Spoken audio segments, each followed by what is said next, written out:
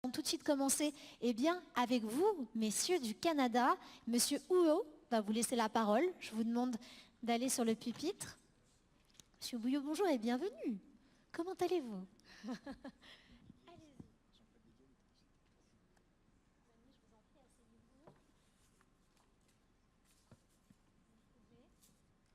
Monsieur Houot, c'est à vous, vous avez la parole et vous avez pile poil 10 minutes.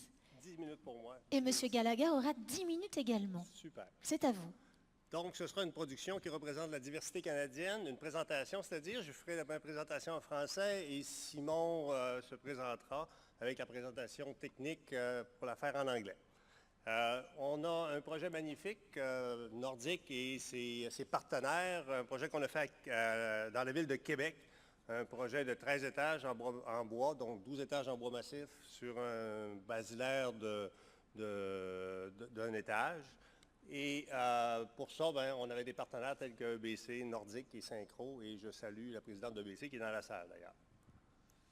C'est un projet qui est installé dans un écoquartier, l'écoquartier de la Pointe-aux-Lièvres, dans le centre-ville de Québec, bâti sur un terrain qui était contaminé, qui a été décontaminé, et sur le bord de la rivière Saint-Charles, un terrain avec de très faibles capacités portantes et qui ne rendait pas la possibilité de densifier ce terrain-là avec une structure traditionnelle en béton.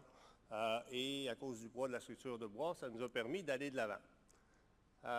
Donc, on parle de 92 unités de condos, qu'on voulait un projet privé. Quand j'entends un projet privé, c'est qu'on voulait faire plusieurs démonstrations avec ce projet-là, dont l'acceptabilité du projet. Une tour de 41 mètres et qui est complètement en bois, donc 100% bois massif, CLT et glulam, incluant les cages d'ascenseur, cages d'escalier, murs de refend, mais aussi tous les murs extérieurs qui étaient préfabriqués en usine. Des bâtiments, il s'en fait partout. On en a vu aujourd'hui que je ne connaissais pas, puis je trouve ça fantastique. Plusieurs méthodes de construction, plusieurs types de structures qui nous permettent de voir qu'on peut appliquer le bois de toutes sortes de manières et qu'il y a beaucoup de recherche et beaucoup d'inventivité. Il y a beaucoup d'innovation dans la recherche de solutions et de solutions structurales.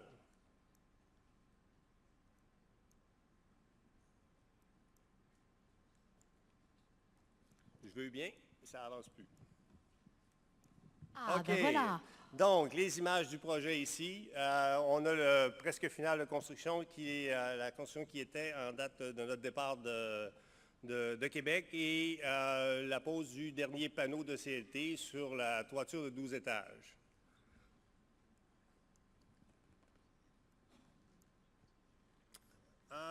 L'origine est un projet qui vise une certification LEED argent, dans lequel on a ajouté beaucoup d'éléments pour le confort des occupants. Donc, le bâtiment est complètement chauffé par des planchers radiants alimentés par une bouilloire au gaz naturel central. On a installé là-dedans un système de Solucic, qui sont des broyeurs à déchets, qui séparent dans un réservoir en sous-sol le solide du liquide, qui nous permet d'envoyer le liquide dans les réseaux et garder le solide pour la méthanisation et le compost. Beaucoup d'accent sur la qualité du projet, l'acoustique et la joie de vivre dans ce bâtiment-là. Un projet qui amène 3000 m3 de bois. Donc, selon notre calcul, c'est 2295 de CO2 qui est retiré et fait tout avec des produits qui possèdent à peu près toutes les certifications au niveau des différentes certifications environnementales. Est-ce que c'est moi qui... OK. Une équipe, parce que monter un projet privé, un projet en bois au Québec, ça demandait des gens qui avaient l'intention de s'impliquer dans un projet et qui croyaient fermement qu'on pouvait réussir et qui croient aussi à l'avenir du bois dans la construction multirésidentielle. Un projet qui a commencé en juillet 2016 et pour lequel on livre présentement, où on est tout près de livrer les tout premières unités, donc 14 mois de construction au total, qui est beaucoup inférieur, de près de 6 mois à une construction standard en béton. La ressource, l'épinette noire du nord du Canada, parce qu'il y en a partout au Canada, c'est ça, qui permet de faire pour nous deux types de produits, trois types de produits, l'amelé collé, le CLT que vous connaissez, et en plus des poutrelles en I, une ressource tout à fait formidable de par sa croissance très lente et sa très haute densité et capacité structurale. Il y avait beaucoup d'objectifs dans ce projet-là, d'en faire un premier, c'est certain, de faire un projet phare, de voir un peu de quelle manière le projet était reçu aussi de la part des acheteurs de condos, parce qu'on vendait nos condos, donc il fallait aller chercher un financement traditionnel, le faire de la façon que ça se fait pour tous les promoteurs, de voir un peu, de prouver qu'on pouvait le reproduire. Et notre objectif au niveau structure, dont Simon va vous parler tout à l'heure, c'est de faire un projet 100% en bois massif. Il y a eu tout un procédé pour être capable d'arriver là. Beaucoup de collaboration avec la Régie du bâtiment du Québec. Il y a une représentante ici aujourd'hui. Le gros du processus a été au niveau des tests d'incendie, de prouver qu'on avait la résistance au feu. Un bâtiment de 13 étages au Québec, ça doit avoir 2 heures de résistance au feu, ce qui a amené plusieurs consultants à faire de la recherche et à trouver des solutions. Donc, avec la collaboration du gouvernement du Québec et de la Régie, on a introduit le dossier en premier en novembre 2013 en disant qu'on allait faire une tour de 13 étages en bois. C'est sûr que le premier accueil a été un peu mitigé, mais très vite, les équipes se sont mises en marche. Et en décembre 2014, on recevait notre liste d'épicerie, c'est-à-dire l'ensemble des tests qu'on devait effectuer pour prouver que notre projet était réalisable. Il satisfaisait le Code national du bâtiment du Canada. Et la Régie du bâtiment, et en mai 2016, quelques mois avant le début de la construction, on a reçu l'accord final nous permettant de... Donc, c'est un processus qui a pris du temps et qui a impliqué beaucoup de recherche et développement.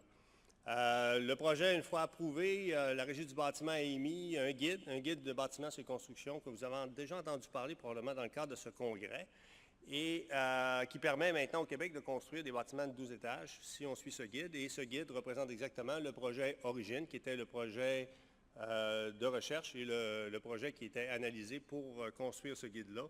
Donc aujourd'hui, la construction est ouverte et vous allez entendre parler demain d'autres projets à Montréal avec les gens de Sotramont qui font en sorte que la reproductibilité, qu'on peut reproduire ce projet-là. Différentes mesures qui ont été exigées par la Régie du bâtiment. Le bois est complètement encapsulé, donc dans ce bâtiment-là, on ne voit aucune pièce de bois. De 2 couches de gyps pour réussir à avoir les exigences. Maintenant, avec Arbora, on a réussi à avoir de la Régie du bâtiment le fait d'être capable d'exposer certaines poutres et colonnes du bâtiment. Donc, tranquillement, le bois fait son chemin, on va y arriver.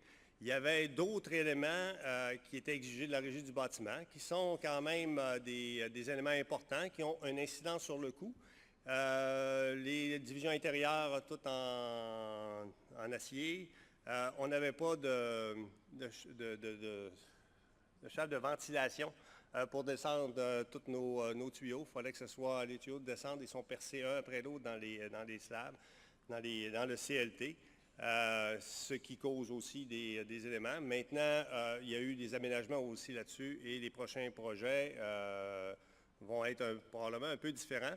Beaucoup de collaboration aussi, parce qu'au Québec, on peut avoir tous les autorisations des différents gouvernements. C'est les pompiers de chacune des villes qui décident si un bâtiment se fait ou pas. Donc, effectivement, il y a eu, dans le cours de ce processus-là, un feu de démonstration au Centre national de recherche à Ottawa, et où étaient présents à peu près tous les intervenants des services pompiers et des différentes régies qui gèrent le Code national du bâtiment, pour prouver. Le texte a été absolument concluant. Et après ça, ça a été plus facile de convaincre chacune des services de pompiers de nous permettre de construire ces bâtiments-là. C'est 1,5 million en investissement avec le soutien des gouvernements provinciaux, des gouvernements fédéraux et aussi de la Ville de Québec.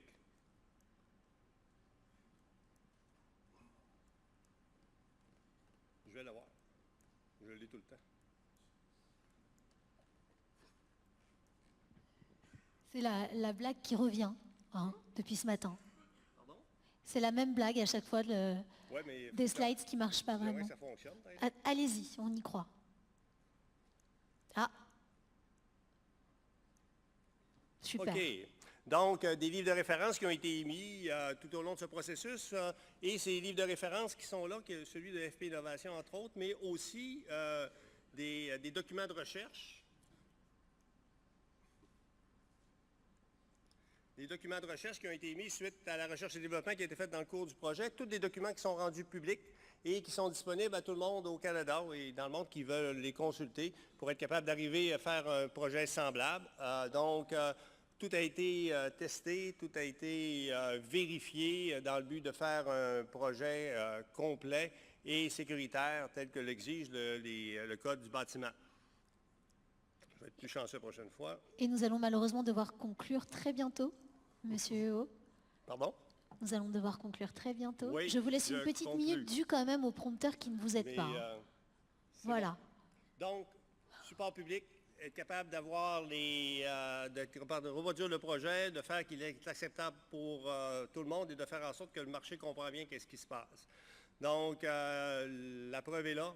Arbora, avec 3 bâtiments de 8 étages dont vous allez entendre parler demain, et beaucoup d'autres projets qui se répètent.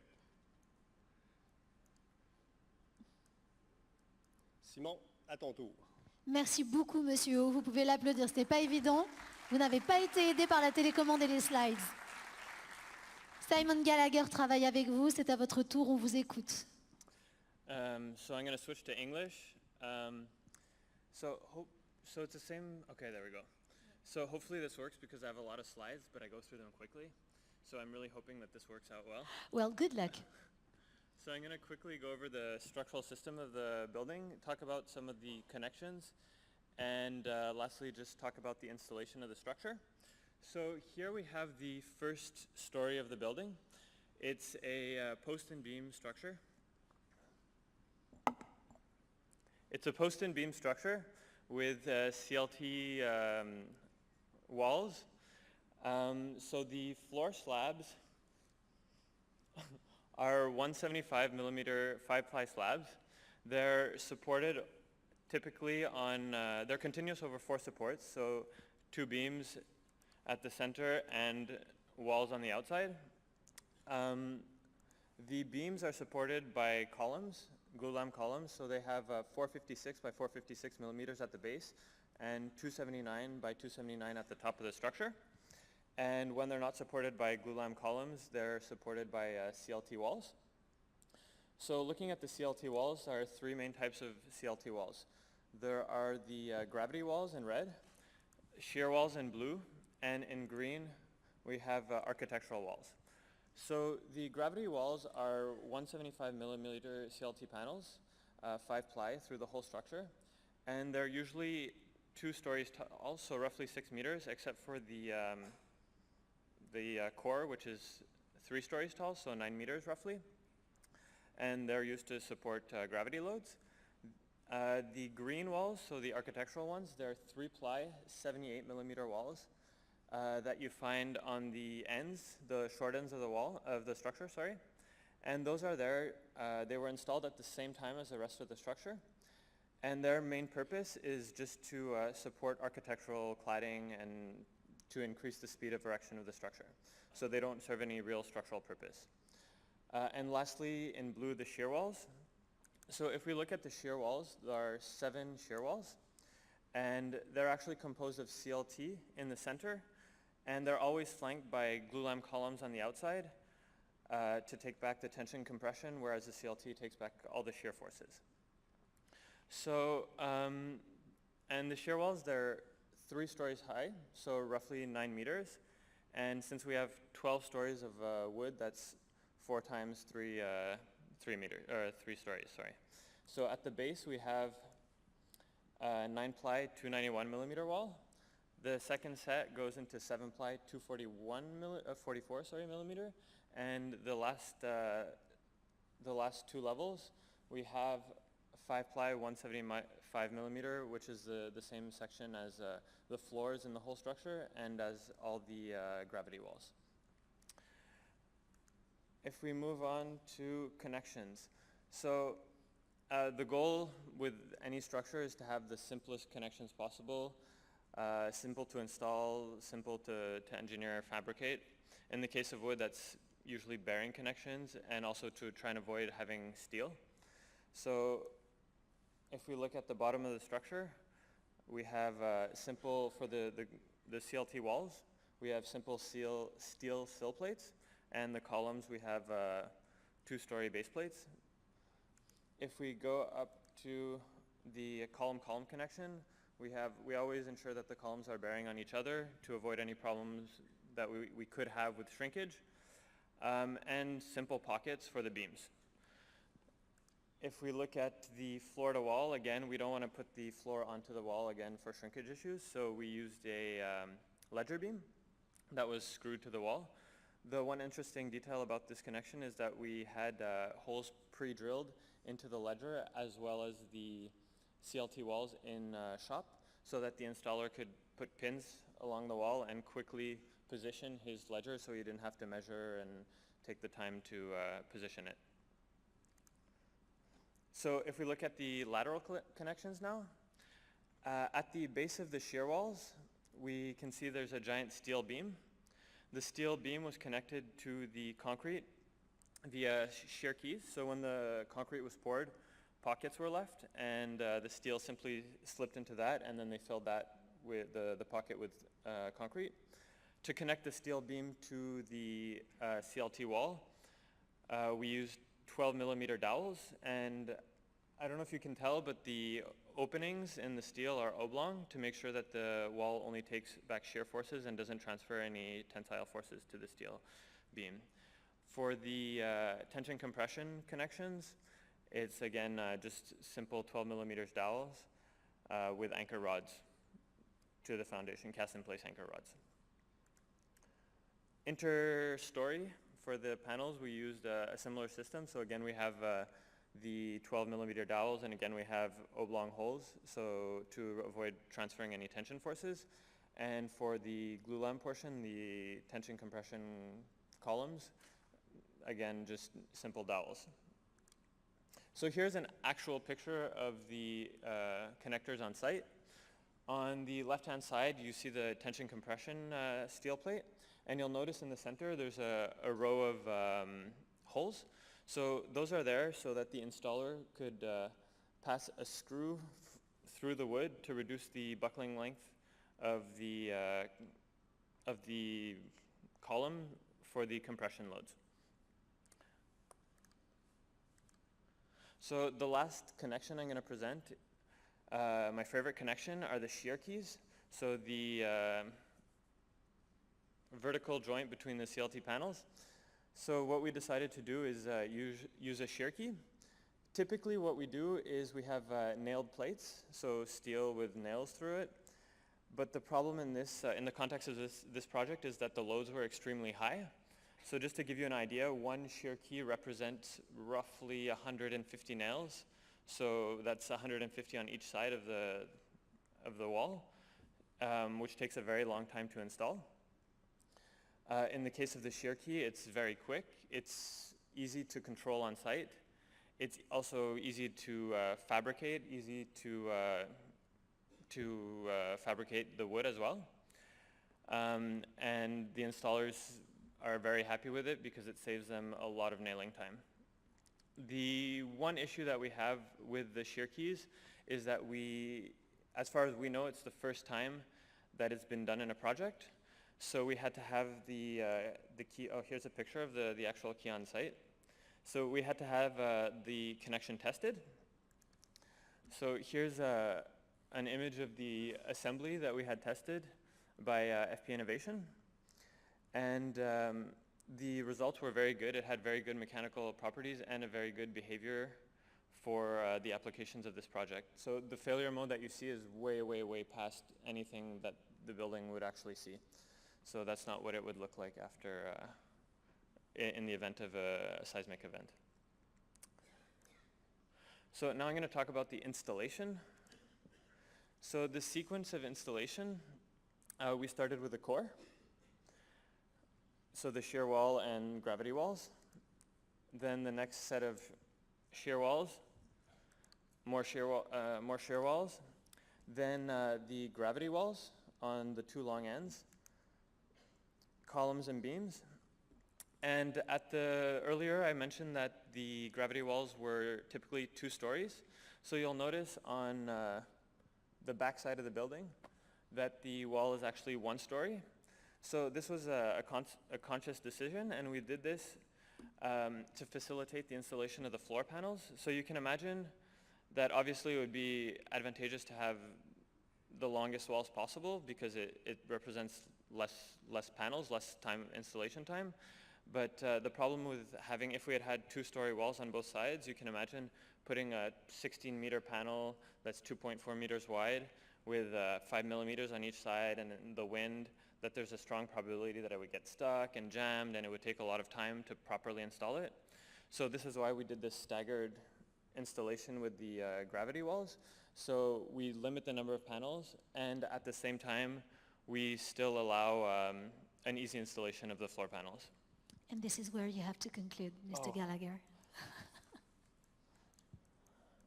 I can't go to the... Okay, try again. That's the remaining joke. The beauty of it. Almost.